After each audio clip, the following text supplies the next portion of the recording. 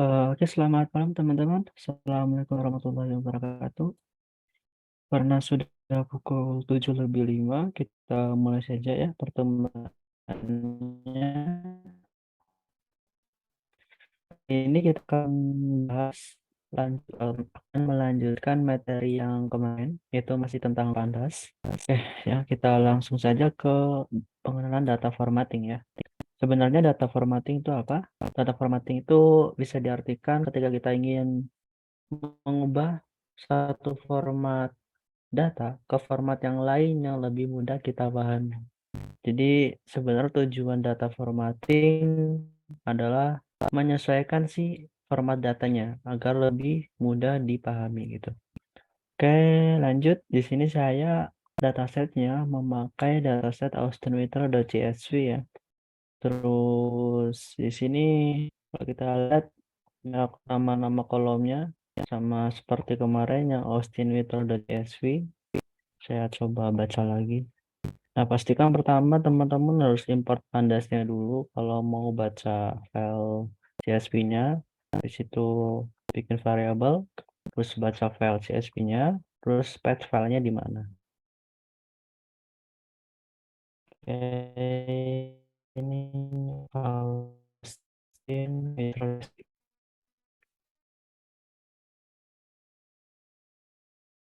ini hasilnya. Terus coba kalau kita lihat, sorry.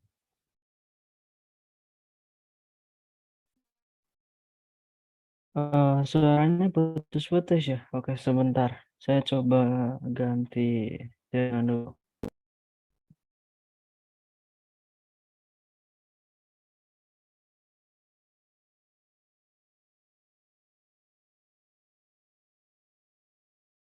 Oke, sebentar ya.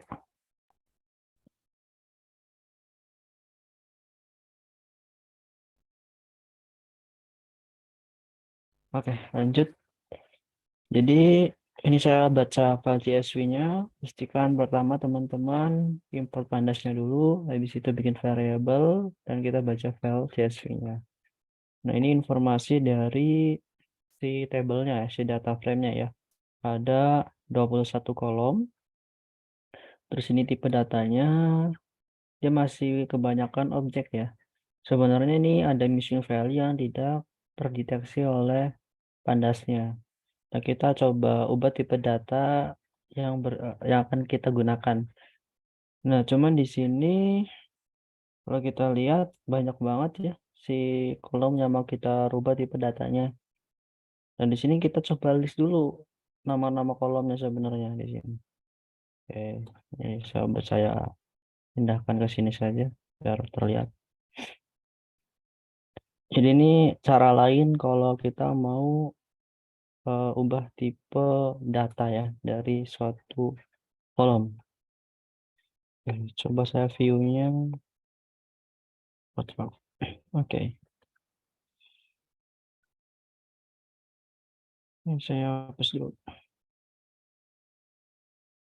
Nah, itu sebenarnya adalah list kolom ya di sini. Ya, sorry. Jadi kita coba di sini masukkan list kolomnya ya. Ini list kolomnya. Jadi kolom apa saja yang mau kita rubah tipe datanya, kita list dulu. Terus kita masukkan ke DF-nya. Nah, nanti si kolom-kolom ini akan kita isi dengan data yang sudah dirubah tipe datanya. Nah, cara merubah tipe datanya, kita pastikan urutan si listnya sama ya. Di sini depoin high F, berarti yang pertama juga depoin high F gitu. Nah, di sini dia kita rubah si tipe datanya pakai metode namanya astype. Terus setelah kita rubah di astype, tipe datanya apa? Jadi dia menerima argumennya tipe datanya. Di sini kita mau rubah tipe data dari kolom ini ke integer. Cuman kalau dari objek, kita tidak bisa langsung mengubahnya ke integer. Biasanya kita ubah dulu ke tipe data float, habis itu ke tipe data integer. Oke, sebentar.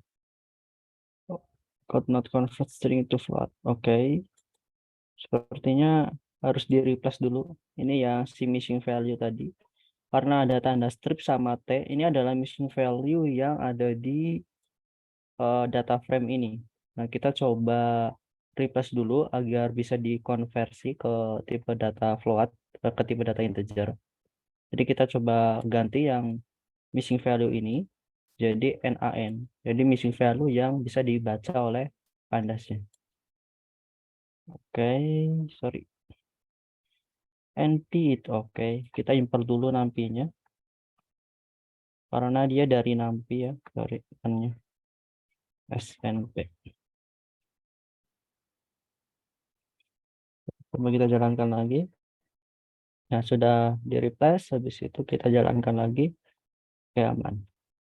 Nah, ini yang pertama kita rubah ke tipe datanya integer. Yang selanjutnya kita rubah ke tipe data float. Jadi ada kolom yang kita rubah ke tipe data integer dan ada kolom yang tipe datanya float. Sebenarnya bedanya apa sih? Bedanya tuh kalau integer ya kita buat bilangan bulat, bukan pecahan. Kalau kita mau pecahan ya pakainya yang float. Jadi disesuaikan dengan datanya. Di situ kita coba tampilkan 5 data teratasnya pakai df.head, pakai metode head. Hasilnya seperti ini. Terus ini kolom-kolomnya, tipe datanya kalau kita lihat sudah berubah jadi integer dan float yang tadinya objek. Habis itu kita bisa lakukan standarisasi data. Jadi standarisasi data itu adalah transformasi data menjadi format yang lebih umum dan mudah dipahami oleh kita. Nah, misalkan di sini saya mau merubah yang tadinya tipe datanya, bukan tipe datanya, yang formatnya itu derajatnya, ini kan sebenarnya dia merepresentasikan derajat ya. Itu derajatnya dalam format Fahrenheit. Nah, saya mau merubah ke Celsius. Caranya gimana? Nah, cara merubah Fahrenheit ke Celsius itu kan rumusnya 5 dikali 5 dibagi 9 dikali suhu Fahrenheitnya dikurangi 32. Ini adalah rumus untuk konversi dari Fahrenheit ke Celsius. Nah, kita bisa masukkan si lambda ini atau anonymous function ini sebagai argumen di metode apply.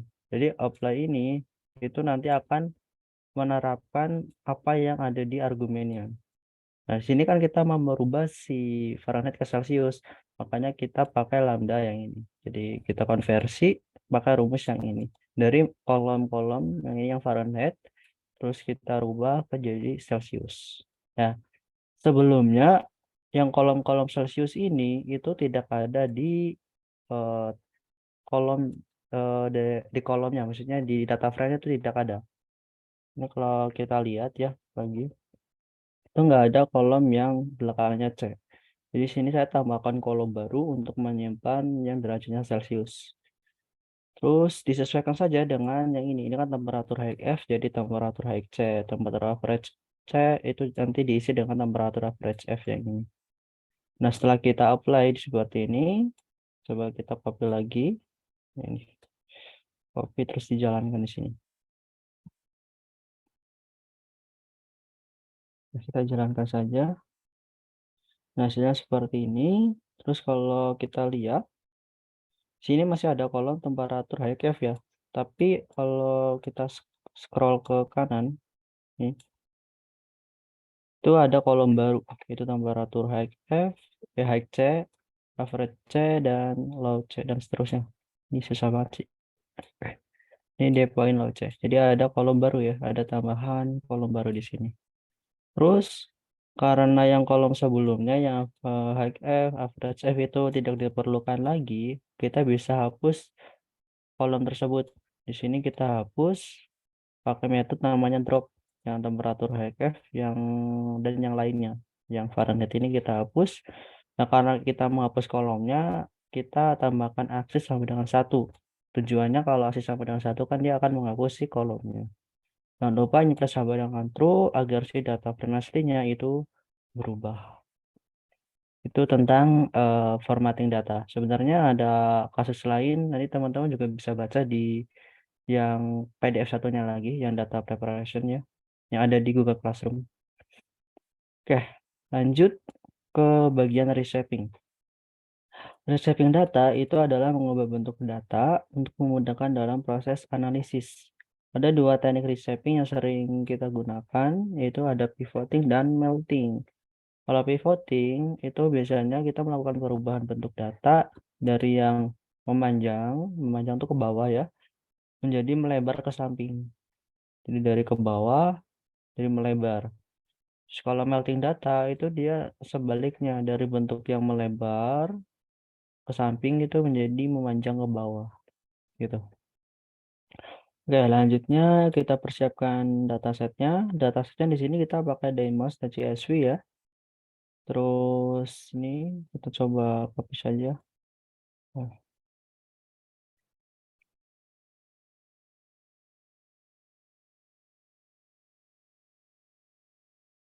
kayaknya filenya bukan di sini. Coba kita jalankan. Nah, ini kalau misalkan saya komen yang ini ya, saya jalankan saja. Tadi ada kolom yang unnameable. Ini sebenarnya kolom yang nggak ada namanya. Nah, kolom ini itu sebenarnya kalau kita lihat di demo.csv itu hanya indeksnya saja. Indeksnya mulainya dari satu. Ini pakai label ya, 1, 2, 3, 4. Nah, kita kan nggak perlu yang ini ya. Nah, karena nggak perlu, kita hapus saja kolomnya. Jadi kita hapus kolomnya seperti ini. Nah, ini kalau kita nggak pakai implement sama dengan true di belakangnya, seperti ini, sama dengan true. Nah, kita bisa lakukan ekspresi yang seperti ini.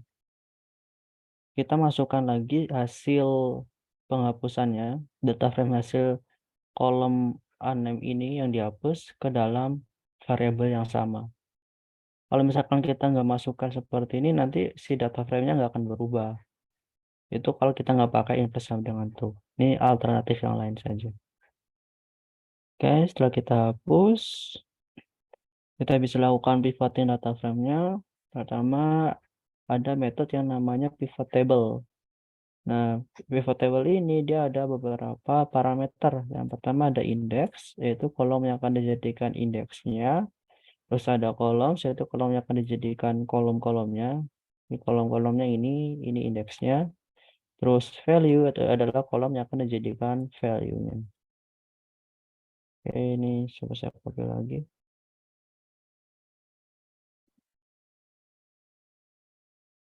Nah, di sini eh, pertama yang akan jadi indeksnya itu color, yang jadi kolom-kolomnya itu adalah kolom cut, yang jadi value-nya adalah kolom x, y, z. Jadi si kolom color ini itu akan jadi indeksnya. Kalau kita lihat di sini color akan jadi indeksnya di sini. Terus yang kolom cut ini akan jadi nama-nama kolomnya. Kalau kita lihat di cut itu ada ideal, premium, good, premium, good. Nah, di sini akan jadi nama-nama kolomnya. Terus si value-nya itu adalah x, y, z. X, Y, dan Z. Nah, ini akan jadi value di sini. Gitu. Nah, biasanya value ini adalah si nilai rata-ratanya. Nilai rata-rata dari indeks color, ini contohnya D, yang kategorinya fire. Itu rata-ratanya berapa. Dan label ininya X gitu ya. Nah, value-nya X, rata-ratanya berapa. Oke, lanjut. Ini contoh yang lain. Ketika kita nggak mau si kolomnya, si nilainya ini, yang sel-sel ini, itu bukan nilai rata-ratanya, tapi kita mau yang lain. Nah, kita bisa pakai parameter yang namanya aggregate function. Tulisannya seperti ini, AGGFANC. Terus kita isi dengan fungsi agregat yang kita mau, misalkan maksimum, minimum, terus ada standar deviasi dan lain-lain. Di sini kita maunya yang nilai maksimumnya. Bisa pakai parameter seperti ini. Oke, lanjut ke melting data frame. Untuk melakukan melting data, kita dapat menggunakan metode yang namanya melt. Oke, ini contohnya kita pakai data frame yang kita buat sendiri. Kita ada gender, classroom 1, classroom 2, classroom 3, dan classroom 4. Nah, di sini kalau kita lihat data frame-nya seperti ini yang kita buat. Si gender jadi indeks. Terus ini classroom 1, classroom 2, classroom 3, dan classroom 4. Nah, di metode melt ini itu dia ada beberapa parameter. Yang pertama ada ID files, itu kolom yang ingin dijadikan sebagai ID-nya. ada value vars, yaitu kolom yang ingin kita melting. Terus ada var name, itu nama kolom untuk kolom hasil meltingnya. Terus ada value name, itu adalah nama kolom untuk kolom value atau nilainya. Ini contohnya, df class sama dengan df class.reset index. Ini tujuannya sebenarnya agar gender ini jadi kolom lagi.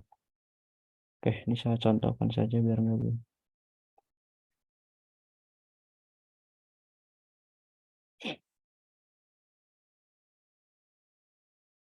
Kalau kita jalankan, hasilnya seperti ini. Terus kalau kita coba reset index, df class reset index yang ini. Oke, ini harus di-input sama dengan true ya. Nah, kita lihat, kita tampilkan dulu data frame. Nah, sorry, ini harusnya df class. Oke, berarti ini saya jalankan lagi. Nah, ini hasilnya. Jadi si kolom gendernya itu jadi indeks lah, jadi kolom lagi. Oke, setelah kita reset, kita bisa lakukan melting pakai fungsi melt ya dari pandasnya. Jadi pd.melt, terus kita masukkan data frame kelasnya. Di sini df class sebagai data frame-nya. Terus id varsnya yaitu kolom yang akan dijadikan id-nya itu adalah gender ini, gender. Terus value-nya itu adalah classroom. Ini value-nya classroom 1, classroom 2, classroom 3, classroom 4. Terus var name dari ini value varsnya itu adalah classroom. Ini kan kalau kita lihat si nama kolomnya adalah classroom. Terus si value name-nya itu adalah number of student. Ini. Jadi ini nama kolomnya number of student. Terus ini adalah si nilainya. 21, 24, 23, 18, 26, 22, 19, dan 25. Itu tentang yang melting. Oke, lanjut ke bagian si grouping. Apa itu grouping? Grouping adalah proses mengelompokkan data pada data frame berdasarkan kolom atau fitur tertentu dengan agregasi tertentu. Misalnya bisa pakai rata-ratanya, nilai jumlahnya, sum itu jumlahnya, std itu simpangan bakulnya, dan lain sebagainya. Nah, kita bisa lakukan grouping ini itu dengan metode yang namanya group by. Sebenarnya apa yang terjadi di grup by ini, yang pertama itu ada splitting. Jadi kita coba pisahkan datanya dulu ke dalam satu grup berdasarkan kolom tertentu. Habis itu kita terapkan operasi terhadap sekumpulan data di grup-grup tersebut. Setelah kita apply ini, kita combine, kita gabungkan lagi data yang sudah kita lakukan operasi. Gitu. Oke, pertama datasetnya kita pakai dataset vjsales.csv di sini. Ini ada kolom rank, name, platform, your, sampai global sales. Nah, yang kita akan gunakan di sini NA sales, CO sales, CP sales, order sales, dan global sales. Nah, ini contohnya kita grouping berdasarkan satu kolom tertentu. Di sini saya grup berdasarkan kolom genre. Caranya seperti ini. Jadi kita panggil df-nya, jadi df, terus kita pakai metodenya yaitu group by, df.group by, terus kita masukkan argumen nama kolom yang ingin dijadikan acuan groupingnya. Di sini kita mau grup berdasarkan kolom genre. Ini kolom genre itu kolom yang tipenya kategorikal. Kita mau grup berdasarkan kolom genre ini. Kalau kita lihat di sini hasilnya kolom genre itu ada action, adventure, fighting, mix, sampai strategi. Ini adalah value yang unik yang ada di genre. Jadi value apa saja yang ada di genre itu ini value-nya. Terus si nilainya ini itu yang ditampilkan adalah rata-ratanya. Di sini makanya pakai min. Ini kita mau menampilkan si rata-ratanya di sini. Nah, yang ditampilkan ini adalah kolom-kolom yang tipenya numerik saja. Contohnya di sini adalah rank, NA sales, oh ya, year juga iya. Karena di sini sebenarnya dia tipenya float ya, jadi ditampilkan juga. Rank, year, terus NA sales, DU sales, CP sales, order sales, dan global sales. Sementara yang tipenya bukan numerik dia nggak akan ditampilkan. Gitu. Ini adalah si group by-nya, hasil si group by. Selanjutnya ini contoh yang lain. grouping berdasarkan kolom, berdasarkan satu kolom tertentu. Jadi di sini contohnya kita mau ambil kolom NA sales, YU sales, CP sales, order sales, dan global sales.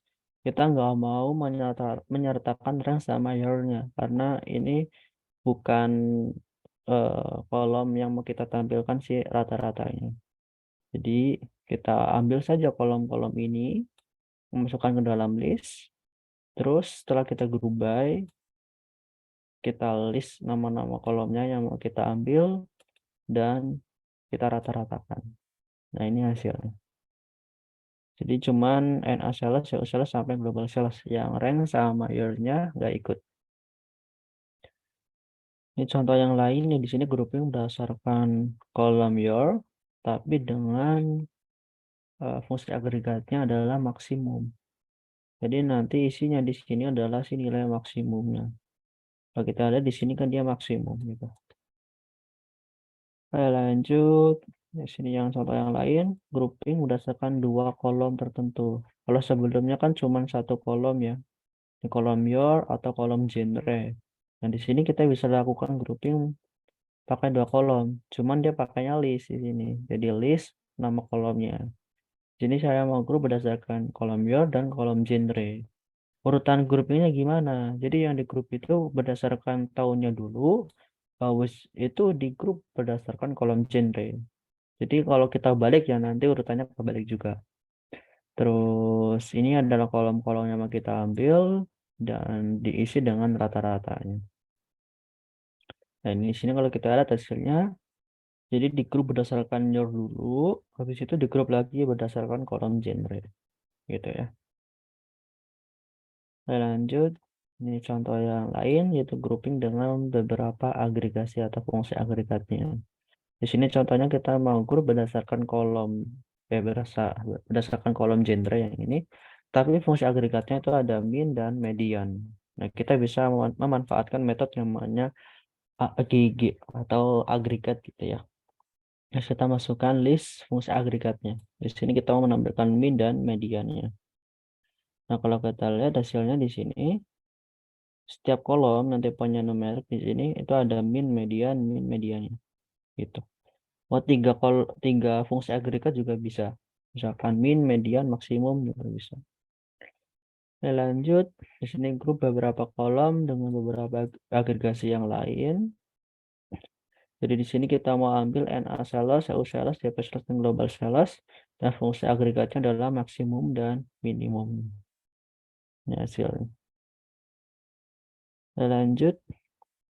Ini kalau contoh yang bawahnya adalah grouping, tetapi satu kolom dia fungsi agregatnya beda. Jadi kita bisa pakai namanya dictionary ya di sini di metode agregatnya. Di pertama kita grup dulu berdasarkan kolom genre, habis itu kita panggil fungsi metode agregatnya ya. Terus di sini argumennya adalah berupa dictionary. Di sini yang kolom NA sales itu dia diisi dengan nilai maksimumnya. Yang global sales diisi dengan rata-ratanya. Yang your diisi dengan nilai minimumnya. Gitu. Kalau kita mau beda-beda di setiap kolom. Lanjut, nih grouping dengan custom function artinya kita mau bikin fungsi sendiri. Nanti si hasil grupnya itu berdasarkan fungsi tersebut. Jadi kita bikin fungsi dulu, contohnya selisih max minimum, ini mengembalikan nilai maksimum dikurangi nilai minimum dari kolom tersebut. Jadi di sini yang kolom global sales itu akan berisi nilai selisih maksimum dan minimumnya. Cara makanya seperti ini. Kita tuliskan nama fungsinya. Tetapi tidak pakai kurungnya di sini. Cuma nama fungsinya saja di sini. Nggak pakai kurung buka, kurung tutup. Terus yang NA sales adalah si timbangan vakum. Nah, hasilnya seperti ini. Itu tentang grouping ya. Selanjutnya ada joining. Apa itu joining? Joining atau menggabungkan data adalah proses menggabungkan data frame berdasarkan kolom tertentu yang menjadi acuan. Nah, kalau di database itu biasanya ada istilah-istilah seperti ini. Yang pertama ada full outer join, inner join, left join, dan right join. Nah, nanti kita akan bahas satu-satu. Lanjut, kita di Pandas ini itu bisa memanfaatkan metode concat, merge, dan join untuk melakukan joining ini. Ini datasetnya. Yang pertama kita pakai dataset NYC baby names dan NYC most popular baby names. Ini saya coba jalankan saja di sini. Ini pad-nya salah.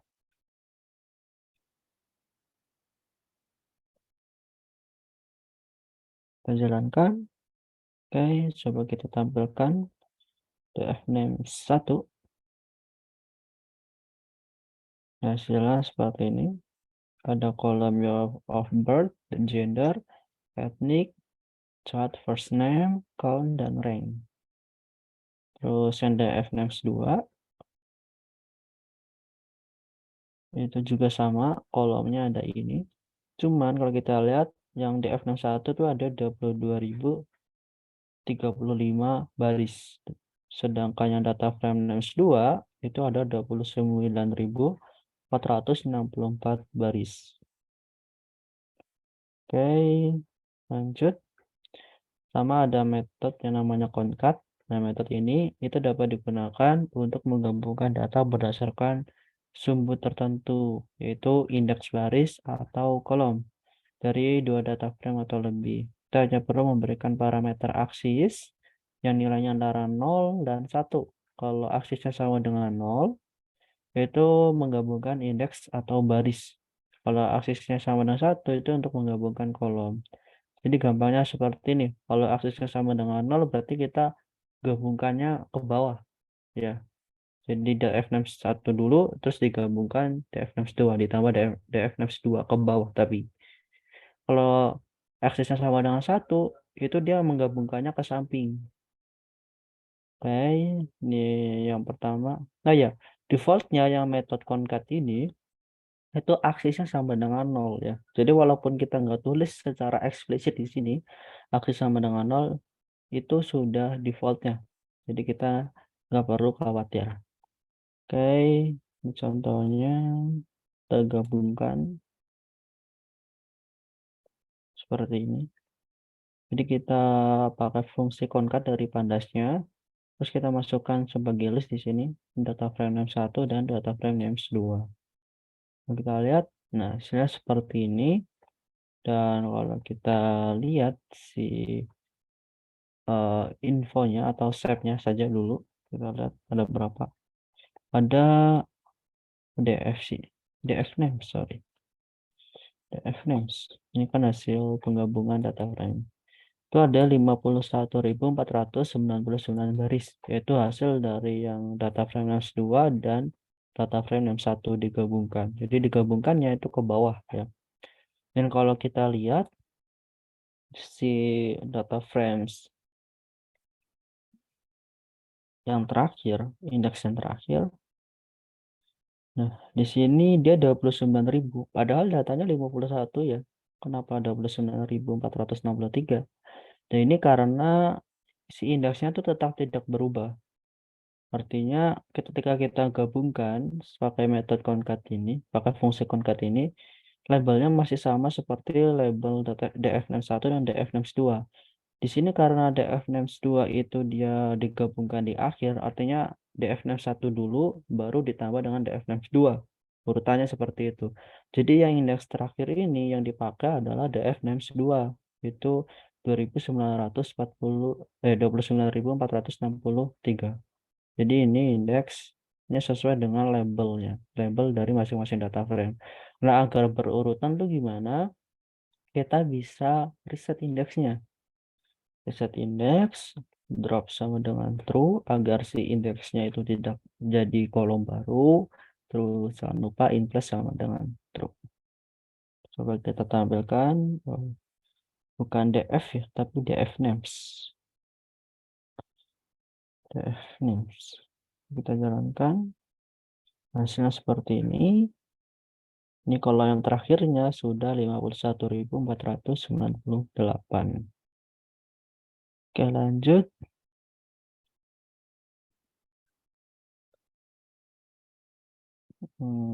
Oke. Oh ya, bisa dilakukan juga seperti ini ya. Ketika kita gabungkan pakai fungsi concat, kita bisa tambahkan parameter ignore index sama dengan true. Artinya si indeksnya langsung di-ignore dan kita eh, hitung ulang dari awal. Kita reindeks dari awal. Dari 0, 1, 2, sampai seterusnya. Selanjutnya, di sini kita juga dapat memberikan parameter key untuk menandakan data frame-nya. Di sini contohnya kita pakai fungsi concat, terus ini dfnames1, dan dfnames2 dalam bentuk list ya. Terus key-nya itu adalah x dan y. Nanti si x ini akan jadi key buat dfnames1 dan y akan jadi key buat dfnames2. Nah, hasilnya nanti seperti ini. Ini x, ini y. Terus untuk melihat datanya, kita pakai label key-nya, yaitu x dan y. Contohnya di sini, dfkey.log y at 10. Artinya kita ingin melihat data yang y, yang y itu kan df names 2 ya. Terus kita tampilkan 10 data teratasnya. Nah, hasilnya seperti ini. Oke, lanjut. Ini yang menggabungkan kolom ketika aksesnya sama dengan 1. Jadi ketika kita mau menggabungkan kolom, kita set aksisnya sama dengan 1. Kalau mau barisnya saja yang digabungkan, kita set aksisnya sama dengan 0. Tapi karena defaultnya sudah 0, kita nggak perlu set lagi. Ini contohnya, saya copy saja.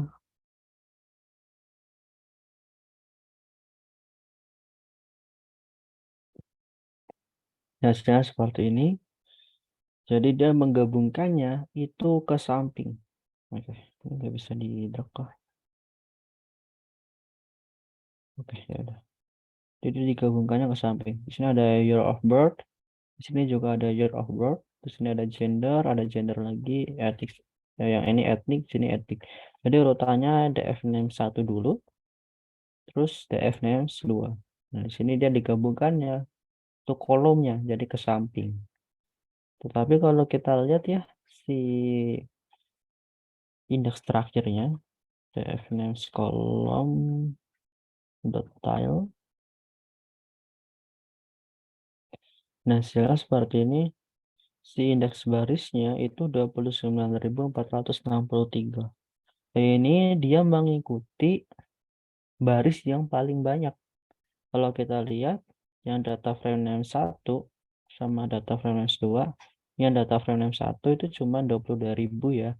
Kalau data frame name 2 itu ada 29.000. Nah, makanya si indeks itu mengikuti yang paling banyak, yaitu 29.464. Kalau kita lihat di sini, indeks terakhirnya adalah 29.463.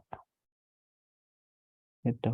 Terus yang nggak ada datanya, karena di sini kan dia barisnya lebih banyak dari data frame 61 ya. Nah, yang data frame 61 kan datanya nggak ada. Nah, datanya nggak ada ini, dia diisi dengan missing value. NaN seperti itu. Oke, lanjut. Tuh, selanjutnya ada metode yang namanya merge. Nah, dengan menggunakan metode merge ini, kita dapat menekan beberapa logika penggabungan data yang disebutkan sebelumnya, yaitu ada full outer join, inner join, right join, dan left join. Yang pertama kita coba bikin data frame-nya dulu. Itu ada data 1, data 2 di sini. Saya copy saja.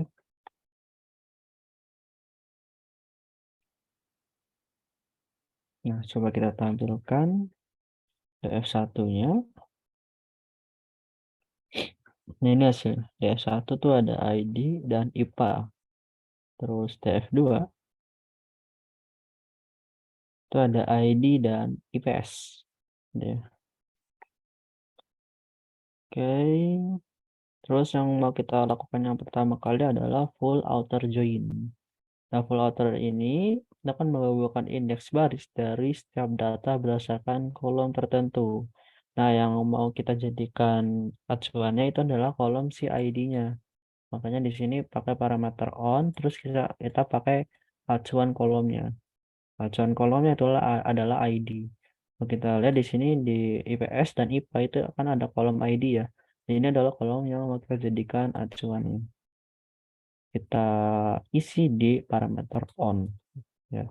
Setelah itu di sini kita panggil fungsi merge-nya. Jadi di pd.merge. Terus kita masukkan data frame-nya. Di sini mau kita gabungkan adalah df1, df2 berdasarkan kolom ID. Terus si caranya gimana yang mau kita gabungkan. Nah, di sini kita maunya pakai full outer join. Jadi kita set si parameter how-nya itu dengan outer. Jadi kita mau dia pakai metode yang namanya full outer join ini. Nah, full outer join itu sebenarnya apa sih? Nah, full outer join itu kalau di himpunan tuh kayak union. Jadi digabungkan semua. Nah, kalau kita lihat di sini, si DF1 kan ID-nya cuma 1, 2, 3, 4, 5. Yang DF2 ID-nya itu ada 1, 3, 4, 6, 7. Jadi ada ID yang nggak ada di salah satu data frame-nya. Nah, kalau kita gabungkan, misalkan ini adalah DF 3 ya, contohnya. Terus pd.merge, terus df1, ini df2, terus on-nya itu sama dengan ID ya. Terus home-nya kita isi dengan outer. Coba kita tampilkan. Oke, df1. Oke, sorry. Ini harusnya kayak gini. Apa lagi yang salah? Value and lebih dari 1. Apa? Error. Oke. Ini harusnya pakai seperti ini. String bentuknya ya. Nah, hasilnya seperti ini. Jadi ada ID. Ini ID-nya kalau kita lihat itu gabungan dari keduanya. Jadi ini 1, 2, 3, 4, 5, 6, 7. Jadi gabungan ID yang data frame 1 dan data frame 2. Ada 1, 2, 3, 4, 5, 6, 7. Terus kalau kolom yang nggak ada ID-nya gimana? Data frame yang nggak ada ID-nya gimana? Kalau contohnya di sini kan IPA nggak ada ID 6 sama 7 ya. 6 sama 7. Nah, ini diisi dengan missing value. Kalau IPS itu nggak ada 5 sama 2. Nah, ini juga diisi dengan missing value. Itu. Itu yang pertama adalah how sama dengan outer. Selanjutnya ada how sama dengan inner. Nah, kalau inner ini itu dia cara menggabungkannya itu seperti irisan ya. Jadi irisan dari kedua kolomnya. Oke, how-nya sama dengan inner. Coba kita tampilkan. Nah, ini hasilnya adalah irisan dari kolom ID-nya. Karena di sini kan kita pakainya kolom ID ya. Nah, kita lihat yang IPA dan IPS itu irisannya ada 1, 3, 4, 1, 3, 4. Itu yang inner. Selanjutnya ada left join ya. Pd.merge df1, df2, on-nya sama dengan ID. Row-nya itu sama dengan left. Terus df4, df4, df5. Oke, oke. Error. Nggak ada data frame. Hasilnya seperti ini. Ini 1, 2, 3, 4, 5. Nah, ini yang diambil adalah berdasarkan kolom yang paling kiri, yaitu df1. Jadi ID yang ada di kolom df1 itu diambil semua. Ya, jadi nggak peduli yang df2. Yang kita ambil adalah df1-nya saja. Oke. Jadi kalau yang how-nya sama dengan left atau left join, itu yang diambil adalah ID yang paling kiri atau data frame yang paling kiri. Di sini kan kita mau menggabungkan berdasarkan kolom ID. Terus data frame yang pertama adalah df1. Makanya yang kita ambil adalah data frame yang satu ini, yang IPA. Jadi 1, 2, 3, 4, 5. Yang 6 sama 7 itu enggak masuk. Nah, kalau rake Right join itu kebalikannya. Yang diambil tuh yang kanannya. Oke. DF1, DF2, on-nya sama dengan ID, row-nya sama dengan rec. So, harus kita tampilkan. Nah, hasilnya seperti ini. Kita lihat yang diambil ID-nya itu yang kanan. Yang F2, yang ini. Itu 1, 3, 4, 6, 7. Jadi disesuaikan untuk penggabungan ini.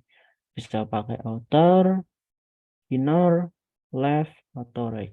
Jadi bedanya tadi kalau how itu semuanya diambil, kalau inner itu irisannya, left itu yang diambil data yang kiri, kalau right itu yang diambil data yang kanan. Itu tentang merge ya. Selanjutnya kita juga bisa menggabungkan data dengan nama kolom key yang berbeda. Di sini contohnya yang pertama tuh dia adanya ID IPA. Yang kedua itu ID-nya IPS. Ya, ini kan beda ya. Nah, kita bisa lakukan merge. Di sini contohnya PD dan merge. Terus kita masukkan DF1 dan DF2. Bawahnya inner, artinya kita mau irisannya. Terus karena dia si identifiernya ini beda, ID IPA sama ID IPS kan beda kan. Kalau sebelumnya kan cuma ID saja, kolomnya sama, namanya ID. Kalau yang ini nama kolomnya sama ID dan ID. Kalau yang ini dia beda, ID IPA, ID mana sih? ID IPS. Nah, karena beda, kita pakai parameter yang berbeda. Di sini ada left on dan right on. Kalau left on itu buat yang kiri. Di sini yang kiri itu DF1, data frame 1. Nah, di sini berarti kita pakainya yang ID IPA. Kalau yang DF2, yang right on itu pakainya yang data frame yang kanan, yaitu DF2 di sini. Jadi kita pakainya ID IPS. Kalau kita lihat hasilnya, di sini ada ID IPA dan ada ID IPS. Dan ininya adalah si irisannya, yaitu 134, 134. Itu ya. Oke, selanjutnya ada join. Dan membuat data frame dengan nama kolom yang sama yaitu ID. Selanjutnya kita gabungkan dengan join. Di sini ID, terus di sini join. Nah, bedanya sama merge ya. Kalau merge ini kan dia harus dari pandasnya ya. Tetapi kalau join ini kita langsung dari data frame-nya. Kita panggil dari data frame. Jadi DF1 the join DF2. Artinya kita mau gabungkan data frame 1 dengan data frame 2. Terus L suffix itu buat yang kiri. Dan right suffix itu buat yang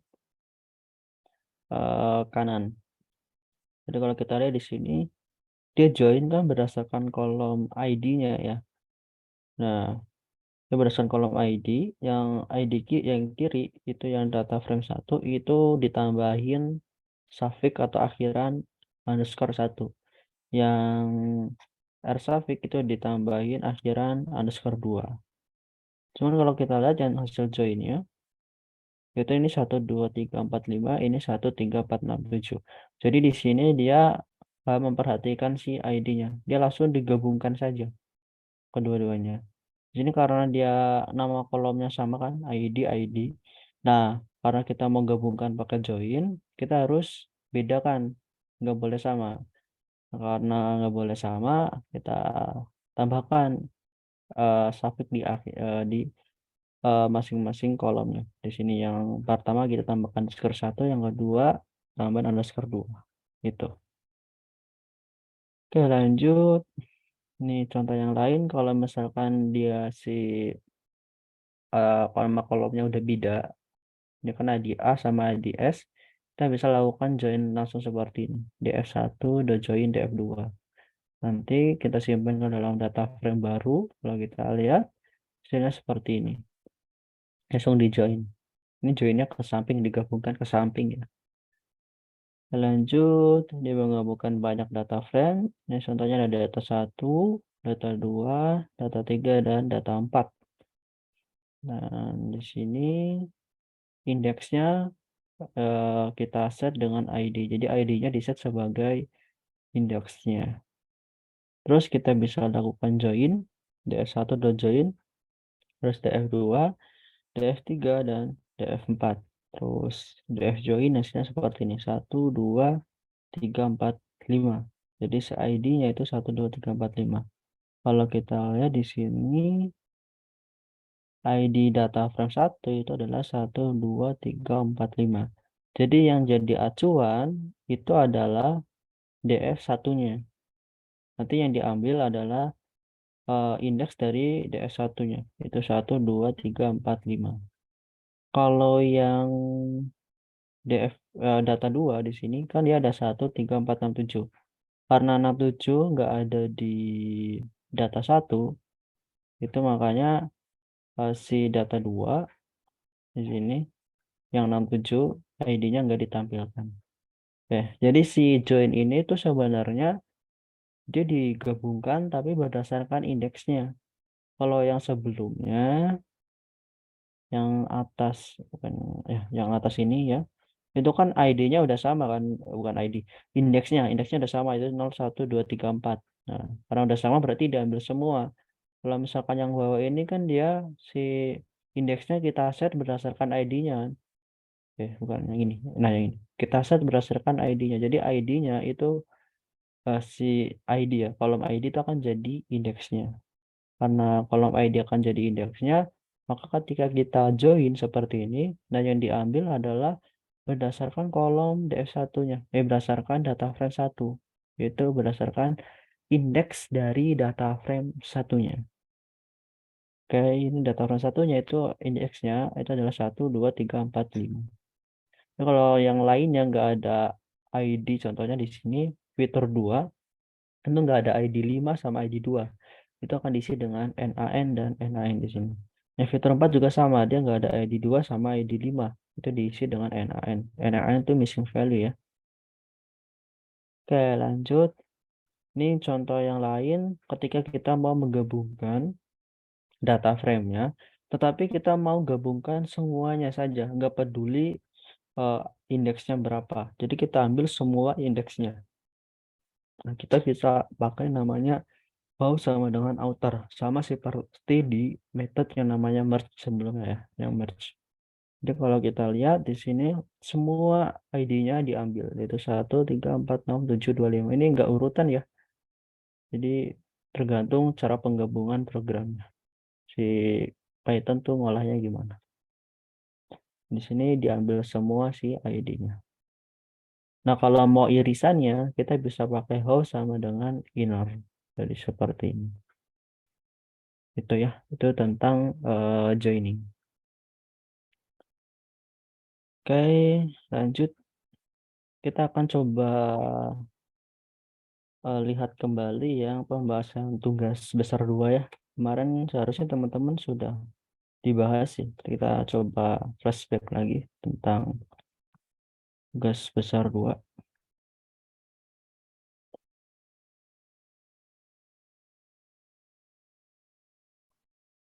Bentar. Nah, pembahasan tugas besar 2.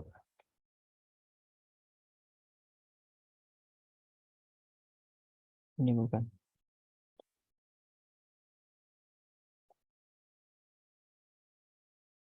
Oh, bukan yang ini. Bentar, saya coba cari-cari dulu.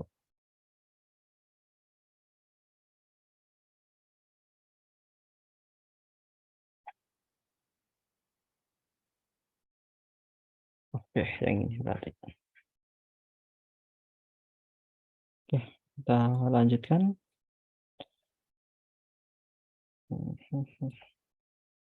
Pertama kita import dulu bandasnya. Terus soal nomor 1 kita disuruh untuk membuat objek data frame. Nah, kalau kita mau bikin objek data frame, kita pakainya dictionary ya. Jadi ada key, ada value. Key ini itu untuk nama kolomnya. Value itu untuk nilainya. Gitu ya. Nah, pastikan si value ini itu jumlahnya sama. Di sini kan dalam bentuk list ya. Ini ada 3 elemen, yang bawahnya juga ada 3 elemen. Oke. Cara bikin data frame ya, kita pakai fungsi data frame dari pandas. Jadi pd data frame Kita masukkan si dictionary ini sebagai argumen. Itu. Nah, sebenarnya kita bisa langsung bikin si data frame-nya ini ya, di dalam sini. Seperti ini. Itu bisa. Nggak harus disimpan dulu ke dalam variabel.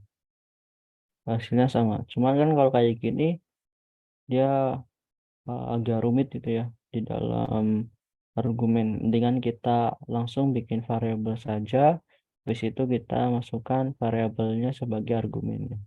Gitu.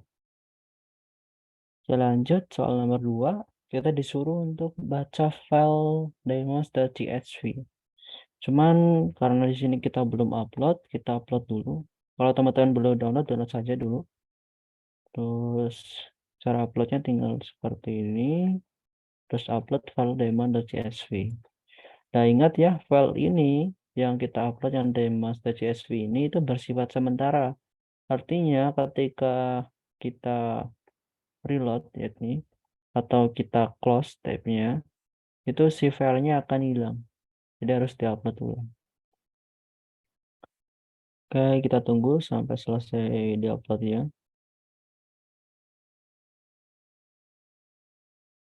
Oke, sudah selesai. Kita lanjutkan.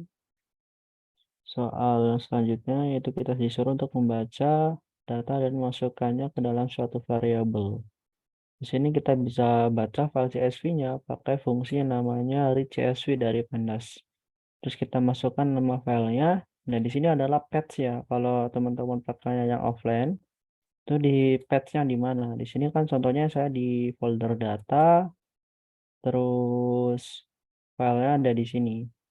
Kalau di sini berarti ini file Python-nya itu ada di main.pynb. Ini adalah file Python-nya. Terus datanya itu ada di folder data yang ini. Nah, karena file Python-nya ada di sini, cara bacanya itu ada ketik CSV. Kita masukkan path-nya. Path-nya tuh dari data. Kita masuk dulu ke folder data. Habis itu kita panggil daemon.csv. Seperti ini. Itu kalau di yang laptop teman-teman. Kalau di Google Colab, dia harusnya sama, file ini tuh harusnya sama dengan file Python. Satu folder gitu. Kalau ini kan dia beda folder. File Python-nya ada di pertemuan 34, datanya ada di folder datanya. Oke, lanjut. Kalau kita lihat, nah hasilnya seperti ini. Ini kenapa ada index kalau sama dengan 0? Coba kalau saya hapus ya, jalankan. Nah, saya seperti ini. Unnamed 0. Ini adalah kolom yang ada di file demo.csv. Sebenarnya kolom ini itu adalah indeksnya. Nah, karena mau kita jadikan indeks, yang kolom ini mau kita jadikan indeks saja, daripada jadi kolom baru, kita bisa set seperti ini. Indeks call sama dengan 0. Artinya kita set kolom ke 0 sebagai indeksnya. Nah, lanjut. Ini kalau kita lihat indeksnya mulainya dari 1 ya. 1, 2, 3, 4, 5. Ini sebenarnya bukan indeks sih, label. Labelnya 1, 2, 3, 4, 5. Kalau indeks tetap mulainya dari 0. Harusnya 0, 1, 2, 3. Jadi ini sebenarnya yang ditampilkan adalah labelnya. Tapi kan kadang kalau kita baca data frame, kita nggak set indeksnya ya.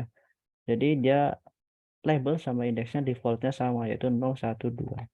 Mulainya dari 0. Lanjut, di sini kita disuruh untuk mencari rata-rata sekelompok data dari kolom cut. Kita bisa group by saja. Saya besarkan karena terlalu kecil. Kita cari rata-ratanya, kita grup berdasarkan kolom cut, terus kita cari rata-ratanya dan kita simpan ke dalam variabel yaitu A. Oke, lanjut. Ini hasilnya ada kolom cut, ada file good, ideal, premium, dan very good. Terus ini adalah si rata-ratanya. Nah, yang ditampilkan itu hanya kolom yang tipenya numerik saja ya. Ini ada karat, depth, tabel, price, XYZ. Jadi yang ditampilkan adalah si kolom yang tipenya numerik. Kita lanjut. Kalau yang ini dia mengelompokkan kolom cut dan kolom color, lalu mencari rata-ratanya. Di sini ada cut dan color. Karena di sini dua kolom, kita pakainya list. Gitu. Kalau satu kolom langsung saja seperti ini. Hasilnya seperti ini ya. Jadi di grup berdasarkan kolom cut dulu, habis itu di grup berdasarkan kolom color. Lanjut soal nomor 3 yaitu data frame dan series. Pertama kita disuruh untuk menjelaskan data perbedaan antara data frame dan series. Nah, yang perlu teman-teman ketahui bahwa data frame ini itu adalah objek dua dimensi ya. Jadi ada kolom dan ada barisnya. Kalau yang series itu hanya objek satu dimensi. Nah, kalau yang data frame ini biasanya dalam bentuk tabel, lebih mirip ke tabel gitu. Kalau yang series itu biasanya berupa data dalam satu kolom. Jadi isinya berupa data dalam satu kolom saja. Atau biasanya kalau kita lihat bentuknya mirip seperti list. Itu yang series. Nah, lanjut. Sini contoh yang series. Sini aja. Data sama dengan 1A42 otong. Terus kita bikin series pakai fungsi yang namanya series. Terus kita masukkan si listnya di sini. Terus kita set indeksnya 1, 2, 3, 4. Soal nomor 4. Untuk pemeriksaan data sederhana. Kita disuruh diambil 5 baris pertama data demo.csv. Nah, kita bisa ambil pakai metode yang namanya head. Nah, ingat, head itu dia defaultnya mengambil 5 data teratas ya. Walaupun kita nggak masukkan si argumennya di sini. Itu defaultnya dia mengambil 5 data teratas. Tetapi untuk lebih jelasnya kita masukkan saja angka 5-nya.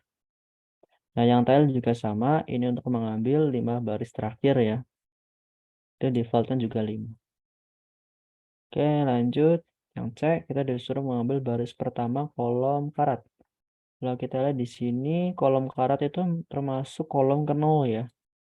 Jadi ini indeks ke 0, indeks ke 1, indeks ke 2, indeks ke 3, indeks ke 4, dan seterusnya. Jadi indeks kolomnya. Gitu. Nah, ada beberapa cara. Di sini contohnya yang pertama, kita pakainya seperti ini. Langsung cara alternatif. Di sini yang kita ambil kolom karatnya, terus kita ambil data teratasnya pakai head. Atau cara yang kedua, kita bisa pakai metode yang namanya log. Ya kalau log kan berdasarkan labelnya ya. Kalau berdasarkan labelnya, kita lihat yang pertama itu labelnya 1, yang karat itu kolomnya. Kita panggil nama kolomnya adalah si karat. Jadi ini 1 terus karat. Nah, hasilnya sama seperti ini. Habis itu cara yang kedua, yang ketiga itu ada metode namanya ilog. Kalau ilog itu berdasarkan indeksnya ya, index based selection. Jadi indeksnya. Nah, kalau kita lihat karena dia baris pertama berarti kan indeksnya 0 kan, baris ke 0. Ingat di sini cuma labelnya ya, bukan indeksnya. Kalau indeks tetap mulainya dari 0. Nah, jadi indeks ke 0 dan kolom dengan indeks ke 0 juga. Karat kan indeksnya ke 0. Jadi pakainya 0,0. Nah, hasilnya sama harusnya. Selanjutnya ambil baris terakhir dari kolom karat. Nah, ini yang kolom terakhir juga sama caranya. Pertama kita bisa pakai yang cara alternatif seperti ini, terus kita panggil tile. Atau bisa pakai yang metode log. Kalau metode log kita pakai labelnya. Kalau kita lihat di sini baris terakhir itu labelnya 53.940. Terus kita ambil kolom karatnya. Hasilnya seperti ini. Oke, yang selanjutnya ada df log. Kalau log itu dia pakai indeksnya ya. Kalau kita lihat yang terakhir ini 5.300 ya 53.940. Tetapi kan labelnya itu mulainya dari 1 ya. Berarti indeksnya itu 53.940 dikurangi 1. Oke, berarti 53.939. Terus kolom karat itu adalah kolom ke 0. Nah, ini hasilnya 0,75. Nah, log sama ilog ini dia aksesnya sama ya. Jadi baris dulu baru kolom. Kalau yang cara alternatif tuh kolom dulu baru baris. Gitu. Kita lanjut soal nomor 5. Untuk disuruh menjelaskan deskripsi statistik. Kalau deskripsi statistik itu adalah teknik penyajian data dan peringkasan data berupa gambaran umum dari data yang dimiliki. Biasanya itu terdiri dari jumlah datanya, nilai rata-ratanya, standar deviasi atau simpangan baku, nilai minimum, nilai maksimum, kuartil 1, kuartil 2 atau medianya, dan kuartil 3. Itu tentang deskripsi. Jadi dia menggambarkan si datanya, sebaran datanya atau eh, jangkauan datanya atau gimana. Itu masuknya ke deskripsi statistik. Kalau yang satunya lagi itu ada namanya inference. Kalau statistik inference, jadi inference itu kita punya data gitu, misalkan data sampel. Nah, dari data tersebut apa yang bisa kita simpulkan? Nah, itu tentang inference. Oke, soal nomor 4, kita disuruh memperhatikan deskripsi statistik. Nah, kita bisa menampilkan si deskripsi statistik data itu dengan metode yang namanya describe. Jadi kita pakai data frame-nya, terus panggil metode namanya describe. Metode describe ini akan menampilkan deskripsi statistik dari kolom-kolom yang tipenya numerik. Ini hasilnya. Ada jumlahnya, rata-ratanya, simpangan baku, minimum, kuartil 1, kuartil 2, kuartil 3, dan nilai maksimum. Itu ya. Oke, ini materinya sudah selesai. Sebelum saya tutup, apakah dari teman-teman ada pertanyaan terkait materi atau yang lainnya?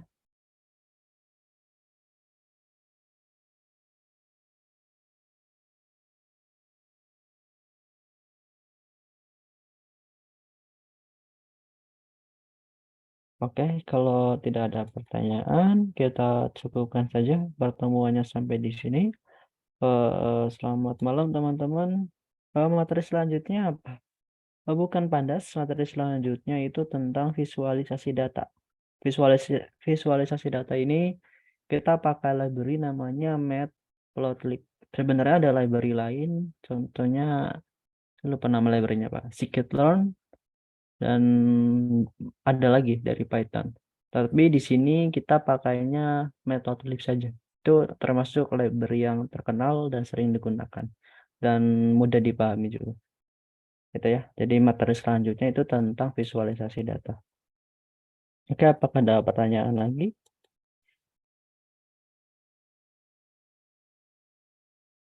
Oke, kalau tidak ada pertanyaan, kita cukupkan materinya sampai di sini. Terima kasih teman-teman. Selamat malam, selamat beristirahat. Wassalamualaikum warahmatullahi wabarakatuh.